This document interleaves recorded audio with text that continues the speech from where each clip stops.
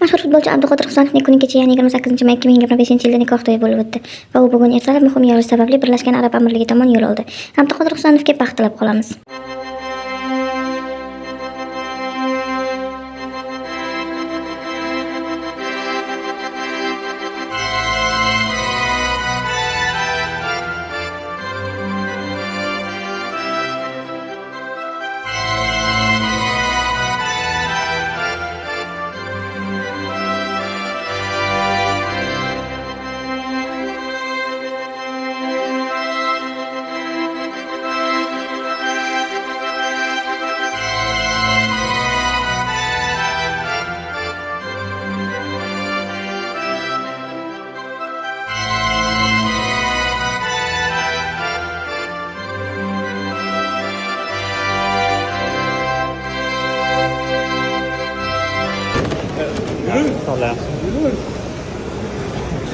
Kecha to'yi bo'lgan mana Abduqodir Husanov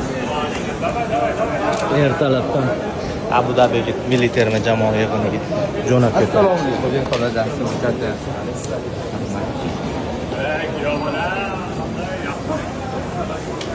alaykum.